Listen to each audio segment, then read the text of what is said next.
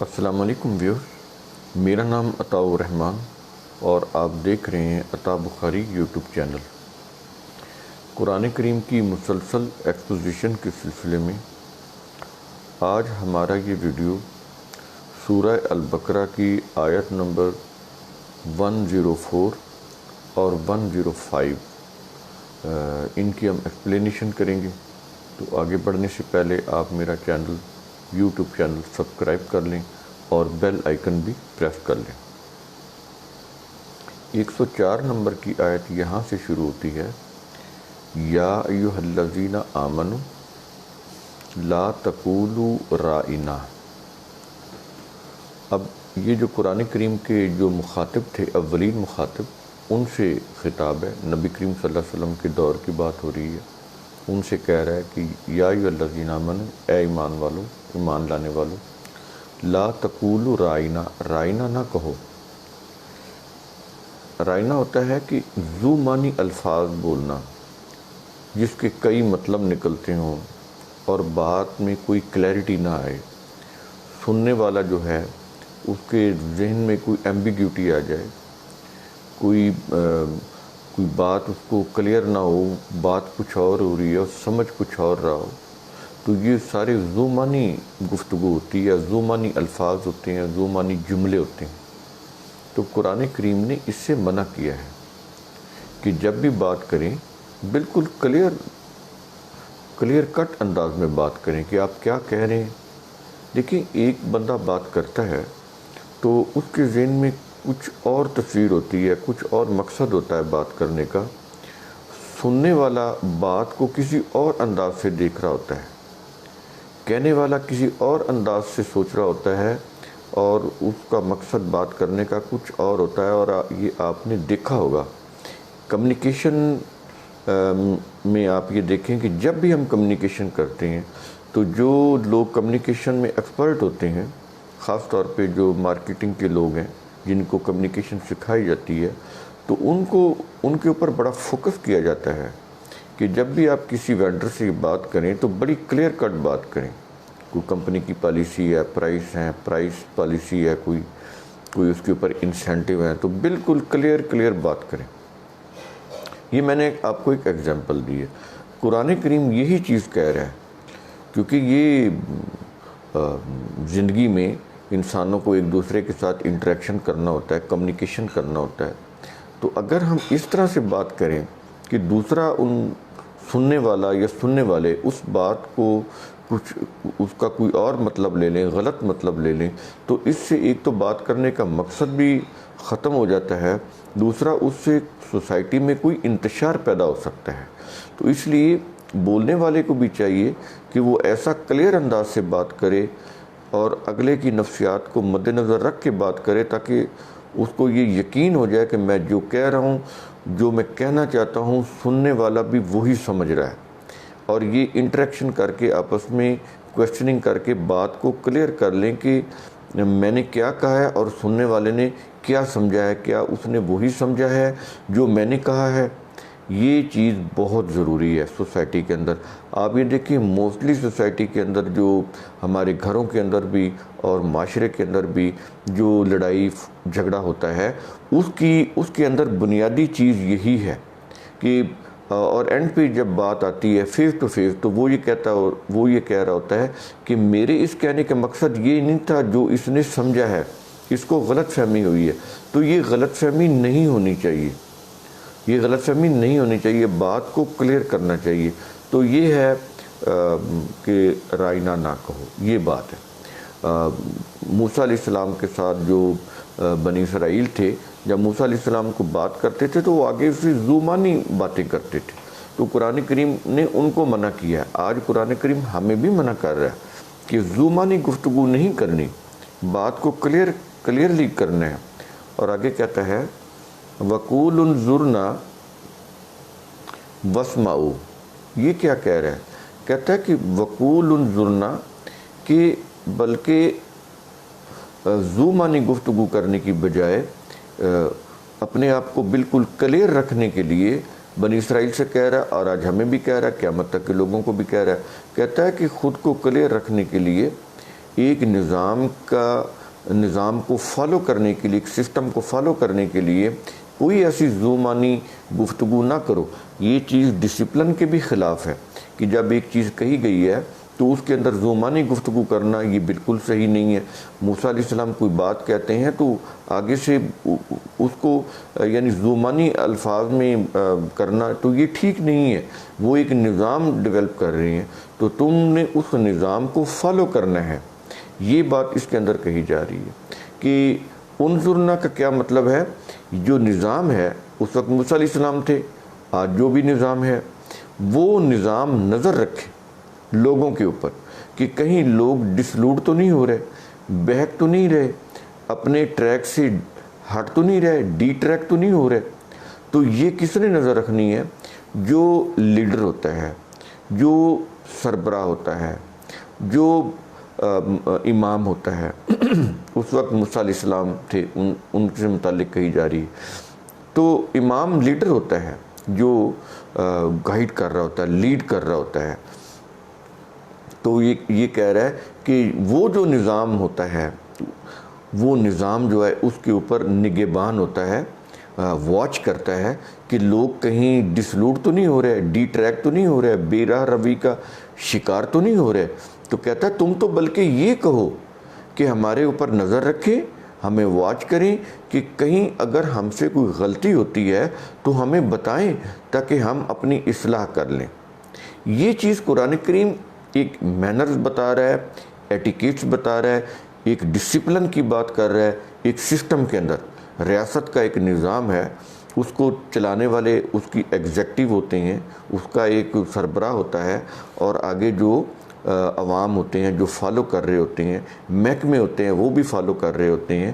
تو قرآن کریم ان سب سے مخاطب ہے کہ ایک نظام جب قائم ہو گیا یا ہو رہا ہے تو باقی لوگ جو ہیں اس کو فالو کریں، تو نظام اس کے اوپر نظر رکھے اور لوگوں کی وش ہو، لوگوں کے اندر یہ جذبہ ہو کہ وہ بجائے ذومانی گفتگو کرنے کے، اس نظام کو وائلیٹ کرنے کے، وہ اس نظام سے بلکہ خود کہیں خوش دلی کے ساتھ کہ ہمارے اوپر نظر رکھیں، ہمیں واچ کریں، ہماری نگرانی کریں، کہیں اگر ہمارے سے کوئی غلطی ہوتی ہے، مسٹیک ہوتی ہے، ہم کہیں بے راہ روی کا شکار ہوتے ہیں تو ہمیں ٹوکا جائے، سمجھایا جائے، ہمیں ٹریک پر رکھا جائے۔ تو یہ بات اس کے اندر کہی جا رہی ہے۔ اب سمجھ آئی کہ کیا چیز ہے؟ اب یہ دیکھیں روایتی ترجموں سے یہ بات آپ کو سمجھ میں نہیں آئے گی۔ تو یہ چیز ہے، اور آگے کہتا ہے کہ اگر تم نے اس طرح سے ڈسپلن قائم نہ رکھا، اگر اس طرح سے تم نے کلیئرٹی کے ساتھ بات نہ کی، اگر نظام سے یہی کہا کہ یہ بات ہم تو یہ بات چاہتے ہیں، ہمارا یہ ڈیمانڈ ہے، یہ پوری کرو گے تو ہم اس نظام کو فالو کریں گے، نہیں تو ہم اس نظام کو فالو ہی نہیں کرتے۔ بنی اسرائیل یہی کہتے تھے کہ پہلے ہماری یہ بات مانیں نا تو پھر ہم آپ کی یہ بات مانتے ہیں۔ تو کہتا ہے کہ اس طرح کی بارگیننگ جو ہے سسٹم کے ساتھ کرنا وہ بڑا ہی نقصان دہ ہے۔ تو کبھی بھی ایسا نہ کرنا۔ جو بھی سسٹم یا نظام ریاست کا ہے یا ادارے کا ہے تو اس کے ساتھ اس طرح کا بیہیویئر یا ایٹیٹیوڈ پوری سوسائٹی کے لیے تباہ کن ہو سکتا ہے۔ اس آیت کے اندر یہ چیز کہی جا رہی ہے۔ اب یہ دیکھیں ہے تو بڑی معمولی سی بات، قرآن کریم معمولی ان چیزوں کو معمولی نہیں سمجھ رہا، اس لیے اس کے اوپر وہ بات کر رہا ہے۔ اندازہ لگا رہے ہیں کہ یہ جو کتاب ہے یہ واقعی ایک ضابطہ حیات کی بات کرتی ہے۔ یہ جو کتاب ہے اتنی چیزوں کے اوپر اس کی نظر ہے اس کتاب کی کہ کس طرح سے لوگوں کو سمجھاتی ہے اور نصیحت کرتی ہے، کس طرح سے اس کتاب کے اندر کیا انداز اپنایا گیا ہے۔ بات بنی اسرائیل کی کر رہا ہے لیکن آج ہمیں بھی سمجھا رہا ہے اور قیامت تک کے لوگوں کو بھی سمجھا رہا ہے۔ اور آگے کہہ رہا ہے کہ وَلِلْكَافِرِينَ عَذَابٌ عَلِيمٌ۔ اب آگے دیکھیں نتیجہ کیا بتا رہا ہے کہ اگر اس سسٹم سے وائلیشن کرو گے، ایسے ذومانی گفتگو کرو گے، ایسے ہی ہٹ دھرمی پہ اڑے رہو گے کہ ہمارا یہ مطالبہ مانو تو پھر ہم اس نظام کی بات کو مانیں گے، پھر اس سسٹم کو فالو کریں گے، تو کہتا ہے کہ پھر ایسے یہ جو ہے یہ کفر کے دائرے میں آ جاتا ہے، یہ کفر کے دائرے میں آ جاتا ہے۔ یہ جو انکار ہے، یہ جو ایٹیٹیوڈ ہے، یہ پھر کفر ہو جاتا ہے۔ تو کہتا ہے کہ وَلِلْكَافِرِينَ عَذَابٌ عَلِيمٌ۔ تو ایسے کفار کے لیے کیا ہے؟ عذاب علیم ہے، دردناک عذاب۔ اب یہ دیکھیں، کوئی بھی ملکی قانون ہو، ایک محکمہ ہے، اس کے متحد لوگ ہیں، ایک ملک ہے، اس کے قانون کے تحت عوام اپنی زندگی گزار رہے ہیں. اگر عوام اس طرح کی چیزیں کرنے لگ جائیں، محکمے میں جو لوگ کام کرنے والے ہیں وہ محکمے کے رولز اینڈ ریگولیشن یا اس کے جو جتنا بھی SOPs ہیں اس کے خلاف اگر وہ کرنے لگ جائیں تو کیا تباہی آئے گی کہ نہیں آئے گی؟ اسی کو قرآن کریم کہہ رہا ہے عذاب علیم. یہ کوئی آسمانوں سے نازل نہیں ہوتا. تو جب ہم نظام کی سسٹم کی وائلیشن کرتے ہیں تو اس سے پھر قوم جو ہے وہ عذاب علیم میں مبتلا ہو جاتی ہے، دردناک عذاب میں. اور آگے اگلی آیت آ جاتی ہے، آیت نمبر 105، ما یود الذین کفروا من اہل الکتاب ولا المشرکین. یہاں پر دو کی بات کر رہا ہے. ایک تو جو اہل کتاب میں سے ہیں وہ لوگ، اور دوسرے مشرکین، وہ عرب کے بھی ہو سکتے ہیں، کوئی اور بھی خطے کے. وہ کہتا ہے کہ یہ جو لوگ ہیں یہ چاہتے ہیں، وہ یہ نہیں چاہتے، یعنی اہل کتاب میں سے جو لوگ ہیں کچھ اور مشرکین میں سے یہ نہیں چاہتے کہ ان ینزل علیکم من خیر من ربکم. اب یہ خطاب کن کو کیا جا رہا ہے؟ جو قرآن کے مخاطب تھے. ظاہر ہے صحابہ کرام اس وقت مخاطب تھے، نبی کریم صلی اللہ علیہ وسلم بھی، صحابہ کرام بھی. تو ان سے مخاطب کر کے یہ کہہ رہا ہے کہ یہ جو اہل کتاب ہیں، جو بنی اسرائیل اور آگے وہ جو عرب کے بھی مشرکین ہیں، کہتا ہے یہ نہیں چاہتے، سارے نہیں، مطلب کچھ ان میں جو چاہتے تھے، کیونکہ قرآن کریم تو ان کی بات کرتا ہے جو ایسا کر رہے تھے. اس لیے وہ کہتا ہے کہ ان میں سے، یہ نا من اہل الکتاب، تو اس میں کوئی اچھے بھی تھے. تو وہ کہتا ہے کہ وہ یہ نہیں چاہتے کہ ان ینزل علیکم من خیر من ربکم، کہ تمہارے رب کی طرف سے تمہارے اوپر خیر نازل ہو، وہ نہیں چاہتے. دیکھ رہے ہیں کہ ان کی وہ ذہنیت بتا رہا ہے اہل کتاب کی، اور کن کی جو بنی اسرائیل تھے ان کی ذہنیت بتا رہا ہے، اور آگے وہ مشرکین کی بھی رویہ بتا رہا ہے کہ وہ یہ نہیں چاہتے کہ تمہارے رب کی طرف سے تمہارے اوپر کوئی خیر نازل ہو. اس سے مراد سب سے بڑی جو خیر ہے وہ وحی ہے، یعنی تمہیں کوئی ایسا ضابطہ حیات ملے قرآن کی شکل میں جو کہ تمہیں مل رہا ہے، اس کی روح سے تم اس کے اوپر عمل کرو اور اس کی روح سے تمہیں زندگی میں خوشحالیاں مل جائیں. تو یہ نہیں چاہتے کہ ایسا ہو. تمہارے پاس ضابطہ ہے، تم اس کے اوپر عمل کرو اور تمہیں حکومت اور اقتدار ملے، تمہیں خوشحالی ملے، کامرانی اور سرفرازی ملے. تو یہ ایسا ہرگز نہیں چاہتے یہ لوگ. اور آگے کہتا ہے کہ واللہ یختص برحمتہ من یشاء، اللہ اپنی رحمت سے جس کو چاہتا ہے خاص کر دیتا ہے. یعنی یہ انبیاء کی بات ہو رہی ہے، کیونکہ وہ نبی کریم صلی اللہ علیہ وسلم کو نبی تسلیم نہیں کر رہے تھے. تو اللہ تعالیٰ یہاں پر یہ کہہ رہا ہے کہ تم اس کی جیلسی میں کہ اس کو نبی کیوں بنا دیا، اس کو نبی کیوں بنا دیا، اس حسد میں تم یہ باتیں کر رہے ہو نا. تو ان کا جواب یہ اللہ تعالیٰ نے دیا کہ یہ جو نبوت ہے یہ تو کوئی کوشش سے حاصل کر ہی نہیں سکتا، یہ تو کسبی ہے، کسبی ہے ہی نہیں، کوشش سے حاصل نہیں کر سکتا. یہ تو وہ بھی اللہ جس کو دینا چاہے وہ اللہ بہتر جانتا ہے کہ کون اس کے اہل ہے، تو وہ اس کو دیتا ہے. تو وہ یہ کہتا ہے کہ واللہ یختص برحمتہ من یشاء، اللہ جس کو چاہتا ہے اس رحمت کے ساتھ خاص کر دیتا ہے، اس کو نبوت سے سرفراز فرما دیتا ہے. تو جب اس نے اس کو نبی بنا دیا تو تمہیں چاہیے کہ تم اس کو نبی مانو، اور یہ جو بھی وحی کی تعلیم تمہیں دے رہا ہے اس کے اوپر غور و فکر کرو اور ایمان لے کر آؤ. یہ چیز کہی جا رہی ہے. تو نبوت جو ہے وہ انسان اپنی کوشش سے حاصل نہیں کر سکتا تھا، وہ اللہ کی طرف سے ملتی تھی، اور اللہ بہتر جانتا تھا کہ کسے دینی ہے، کون اس کے کیپیبل ہے، تو وہ اس کو دیتا تھا. تو یہ چیز اس کے اندر یہ چیز کہی جا رہی. اور آگے کہہ رہا ہے واللہ ذو الفضل العظیم، اللہ جو ہے وہ تو فضل والا ہے، وہ تو عظیم ہے. ٹھیک ہے، تو تمہارا یہ بات کرنا بنتا ہی نہیں جب وہ فضل والا ہے، عظیم ہے، اور وہ جس کو چاہے اس کو خاص کر دے، کیونکہ اس کو پتہ ہے کہ کس کو نبوت سے سرفراز کرنا ہے. تمہارا کام یہ ہے کہ تم اس سے وحی کی تعلیم لو اور اپنی جو لائف، اپنا جو نظام ہے وہ اس تعلیم کے مطابق بناؤ، اور اسی دنیا میں تمہیں کامیابی ملے گی۔ تمہارا کام صرف اتنا ہے۔ تمہارا کام یہ نہیں ہے کہ ہم اس کو نبی نہیں مانتے اور اس کو مانتے ہیں، یا اللہ نے اس کو نبی کیوں بنا دیا، یا جبرائیل نے، وہ پیچھے جیسے آ رہا ہے کہ جبرائیل سے عداوت رکھ رہے تھے، کیوں کہ اس نے محمد صلی اللہ علیہ وسلم کے قلب کے اوپر وحی کیوں نازل کر دی۔ یعنی ہمارے ہاں وہ جو یروشلم، وہاں کسی کو کیوں نہیں نبی منتخب کیا گیا ہمارے لوگوں میں سے، اس کے اوپر وحی کیوں نہ نازل کی گئی، ہمارا مرکز کیوں نہ بنایا گیا ہمارا علاقہ۔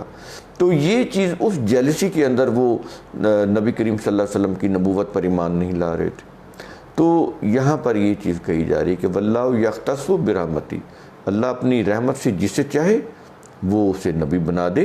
یہ تمہارا کام نہیں ہے، وہ علم رکھنے والا ہے، فضل والا ہے، عظیم ہے، وہ جانتا ہے، وہ کریٹر ہے، وہ جانتا ہے کسے بنانا ہے کسے نہیں بنانا۔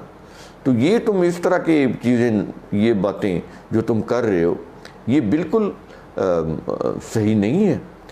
صحیح کیا ہے کہ جو ضابطہ وحی کا ہے بس تم اس کو مانو، کیونکہ یہ جو وحی کا ضابطہ ہے یہ صرف کوئی عربوں کے لیے تو نہیں ہے۔ یہ جو قرآن ہم نے کتاب دی ہے یہ تو عالمگیر کتاب ہے، یہ تو عربوں کے لیے بھی ہے، یہ تو یعنی مشرق وسطیٰ کے لوگوں کے لیے بھی ہے، یہ تو مغرب کے لیے بھی ہے، یہ تو اہل مشرق کے لیے بھی ہے، یہ تو پوری دنیا کے لیے ہے۔ شمال، جنوب، مشرق، مغرب، کہیں بھی انسانی آبادی ہے، کوئی بھی قوم ہو، کوئی بھی زمانہ ہو، کوئی بھی رنگ نسل ہو، سب کے لیے یہ جو قرآن کے ضابطے یونیورسل ہیں، نہ یہ کسی دور تک محدود ہے، نہ یہ کسی قوم تک محدود ہے، نہ یہ کسی زمانے تک محدود ہے، یہ تو سب کے لیے ہیں۔ تو تمہارا یہ جو اعتراض ہے وہ بالکل خلاف حقیقت ہے۔